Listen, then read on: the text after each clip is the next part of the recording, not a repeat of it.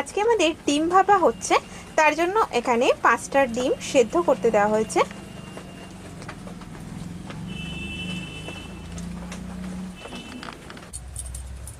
ডিম ভাপাটা করার জন্য পোস্ত আর সর্ষে বেটে নেওয়া হচ্ছে। প্রথমে সর্ষেটা বেটে নেওয়া হচ্ছে একটু সামান্য হলুদ দিয়ে। এখানে কিন্তু আমরা কালো সর্ষে ব্যবহার করেছি, আপনারা সাদা সর্ষে দিয়েও করতে পারেন।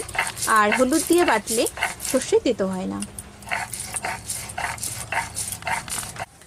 সর্ষে বাটা হয়ে গেছে, এখন পোস্তটা বেটে নেওয়া হচ্ছে।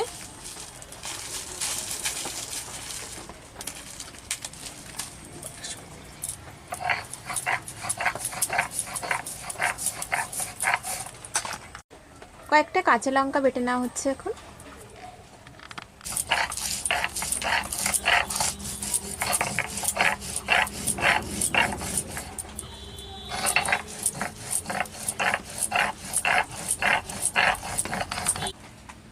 ডিমগুলোকে সেদ্ধ হয়ে যাওয়ার পরে খোসা ছাড়িয়ে নিয়ে ডিমের গাগুলোকে একটু চিড়ে নেওয়া হয়েছে, যাতে মশলাটা ভালোভাবে ভিতরে যায়।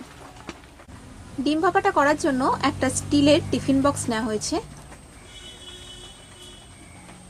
তার মধ্যে মশলাগুলোকে নিয়ে নেওয়া হলো পোস্ত বাটা, সর্ষে বাটা আর কাঁচা লঙ্কা বাটা। এবারে দেওয়া হচ্ছে একটু ছোট চামচের 1 চামচ মতো টক দই। এই টক দইটা কিন্তু অপশনাল, আপনারা না চাইলে নাও দিতে পারেন। দেওয়া হচ্ছে হলুদ গুঁড়ো, স্বাদ মতো লবণ,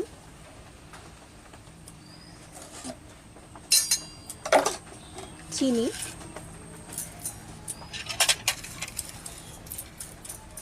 আর সর্ষের তেল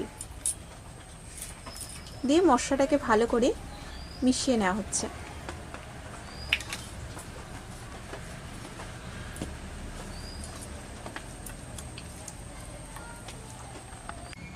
এবারে টিফিন বক্সের মধ্যে সেদ্ধ করে রাখা ডিমগুলোকে নিয়ে নেওয়া হলো। ডিমের সাথে ভালো করে মশলাটাকে মাখিয়ে নেওয়া হবে। সামান্য অল্প সর্ষে প্লেটটা ধুয়ে একটু জল দেওয়া হলো।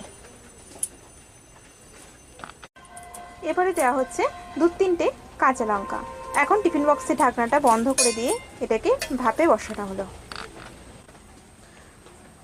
কড়াইতে জল দেওয়া হয়েছে আর টিফিন বক্সটা দিয়ে দেওয়া হলো।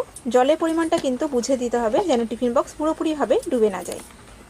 এখন এটাকে কিছুক্ষণের জন্য ঢাকা দিয়ে দিতে হবে, আর আঁচটাকে কিন্তু খুব আস্তে করে দিতে হবে।